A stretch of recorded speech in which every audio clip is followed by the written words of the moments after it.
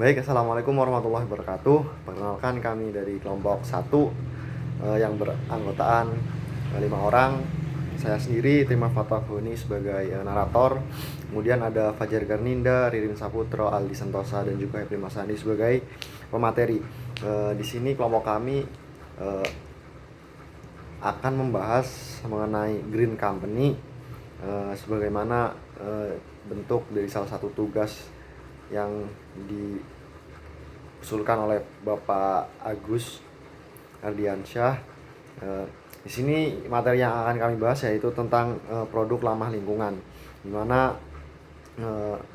banyak sekali perusahaan-perusahaan yang menghasilkan produk namun belum tentu ramah lingkungan. Di sini produk yang akan kami bahas yaitu berupa sebuah sepeda motor dari salah satu perusahaan terbesar pabrikan sepeda motor. Untuk materi yang pertama yaitu kita akan membahas tentang apa itu sih Green Company. Green Company yaitu merupakan perusahaan yang berkontribusi besar dalam keterlibatan lingkungan setempat maupun lingkungan global.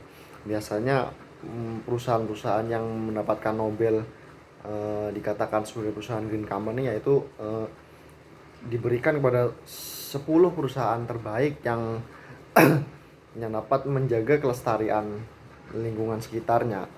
Nah, untuk materi selanjutnya itu kita akan memperkenalkan aturan.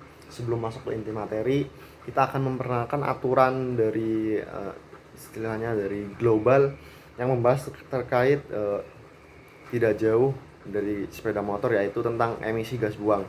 Aturan tersebut yaitu aturan Euro 3, di mana aturan tersebut yaitu Euro 3 sekarang mungkin Indonesia sudah mengaktifkan aturan Euro 4.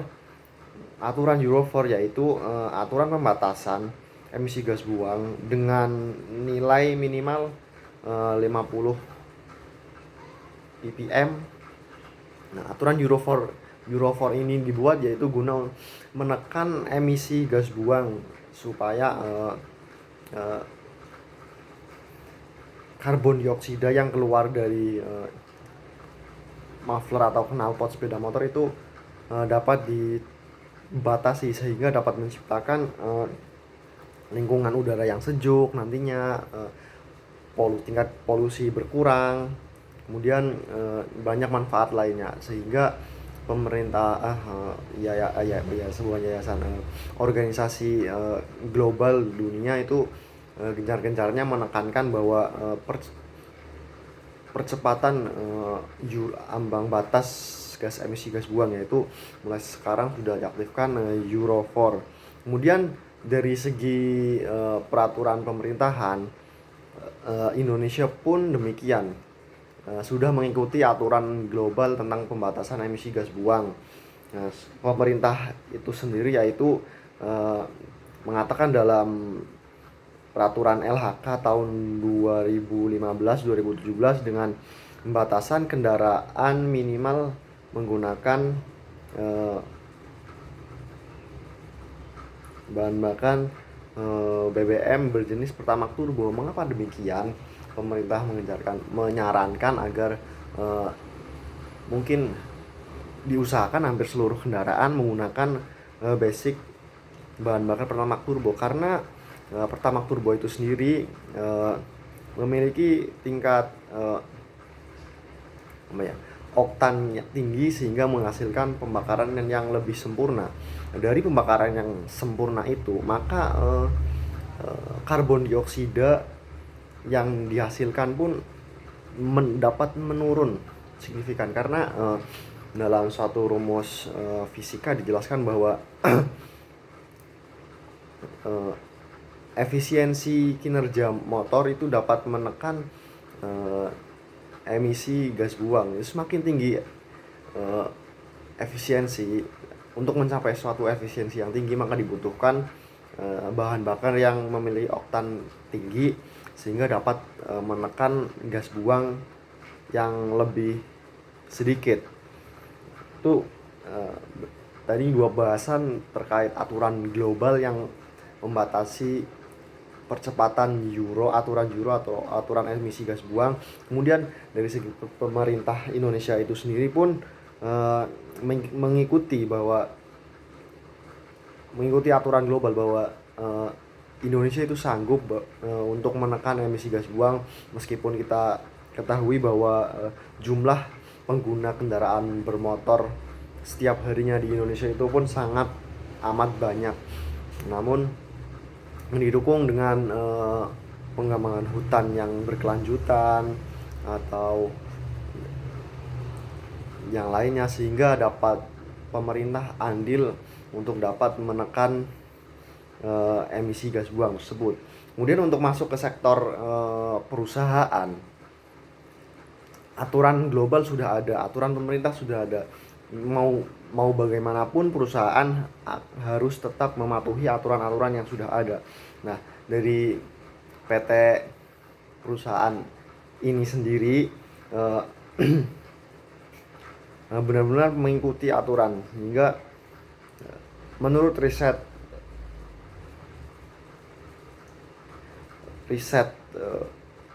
dari berbagai jurnal bahwa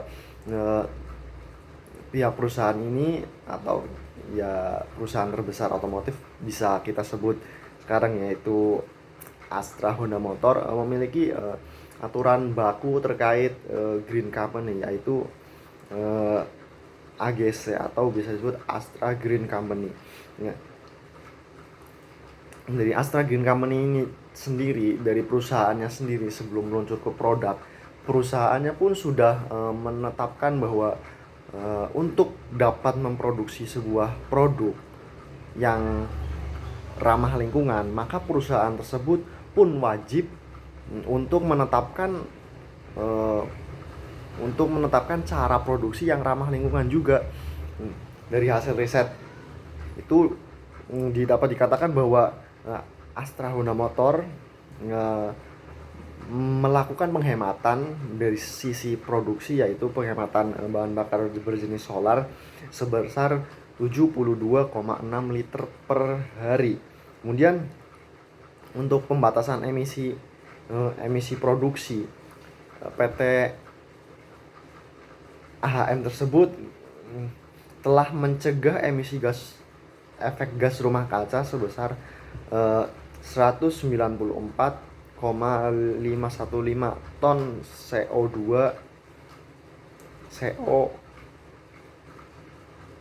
per harinya. Itu jumlah yang sangat besar. Apabila suatu perusahaan dapat menekan atau menjadikan perusahaan tersebut sebagai perusahaan yang green company, maka produk yang dihasilkan pun akan demikian. Di sini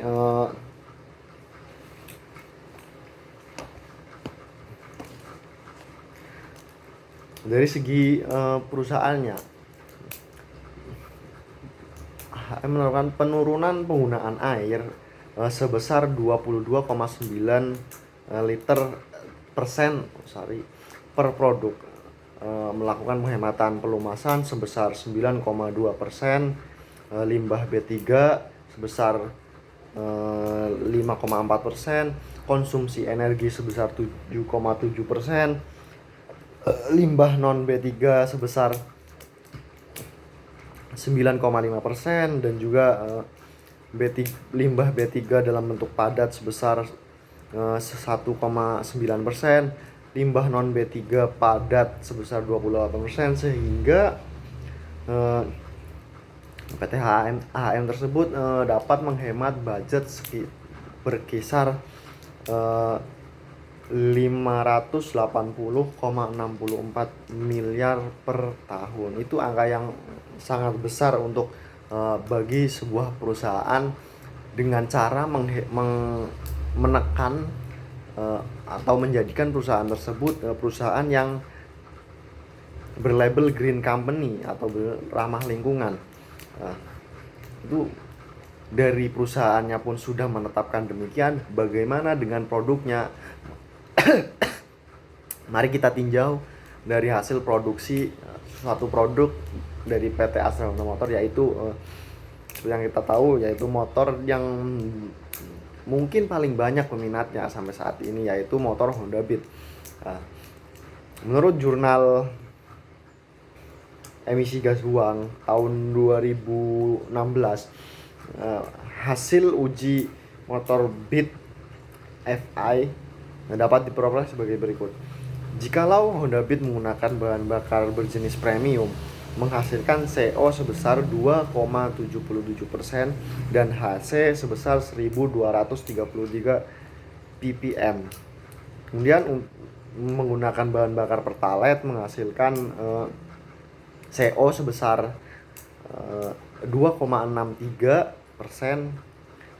dan juga HC-nya sebesar 837 ppm. Kemudian untuk bahan bakar berjenis Pertamax yaitu sebesar CO-nya sebesar 2,53% dan juga HC-nya sebesar 749 ppm. Nah, dari mana? Kemudian itulah hasil riset yang dilakukan berdasarkan jurnal hasil uji emisi pada motor Beat EV, memperoleh CO dan juga ppm sesuai dari hasil jurnal itu tersendiri. Nah, itu apakah hasil tadi sudah termasuk kategori produk ramah lingkungan? Menurut kelompok kami sudah termasuk, dikarenakan menurut aturan izin LH nomor 5 tahun 2006, yaitu pembatasan CO dari kendaraan bermotor sebesar 4,5% dan juga pembatasan HC-nya sebesar 2000 ppm. Untuk itu produk yang dihasilkan sudah masuk kategori produk ramah lingkungan. Kemudian untuk dari sisi kemasan, seperti kita ketahui bahwa motor merupakan produk yang lumayan besar, sehingga untuk metode pengemasannya tidak seperti produk-produk kecil yang harus di packing sedemikian rupa untuk menarik pelanggan. Berbeda dengan produk-produk lain, motor tidak memerlukan packaging yang terlalu ribet, terlalu menutupi produk itu sendiri. Maka dari itu untuk packaging itu sendiri hanya sebatas sarung jok yang menggunakan masih plastik. Jadi untuk packagingnya pun dengan tidak dilakukannya packaging secara berlebihan, maka dari sisi packagingnya pun sudah termasuk mengurangi limbah plastik, yaitu dengan menggunakan hanya satu sarung jok saja. Maka itu sangat berarti bagi lingkungan, nggak terlalu banyak mengeluarkan limbah plastik bekas packaging. Kemudian untuk sebagian penutup, mungkin Indonesia masih kalah jauh dengan negara-negara tetangga seperti Singapura yang sudah pembatasan uji emisinya itu sudah gila-gilaan, ataupun negara-negara maju lainnya. Tapi pemerintah bekerjasama dengan para perusahaan, instansi BUMN akan selalu menekankan bahwasannya pembatasan emisi gas buang itu sangat penting bagi kelangsungan hidup. Jadi dengan zaman sekarang juga Pak Presiden Jokowi melakukan perpres percepatan kendaraan berbasis listrik atau EV, itu pun sebagai bentuk sosialisasi pemerintah kepada mungkin perusahaan, pengguna, supaya mempercepat penggunaan penggunaan kendaraan berteknologi listrik supaya dapat lebih lagi menekankan emisi gas buang. Maka dari aturan Perpres nomor 13 kalau nggak salah, Indonesia melakukan berusaha supaya di tahun 2040 atau berapa saya lupa, supaya dapat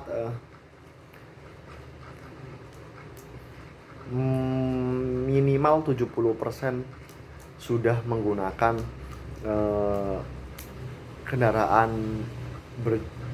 kendaraan bermesin listrik.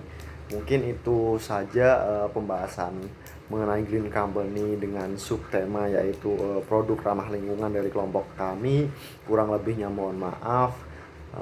Besar harapan kami untuk diberikan sebuah pertanyaan, saran maupun kritik untuk kami bisa berkembang atau memperbaiki jikalau ada presentasi atau pembuatan video lainnya. Untuk itu saya perwakilan dari kelompok 1 mengucapkan banyak terima kasih dan assalamualaikum warahmatullahi wabarakatuh.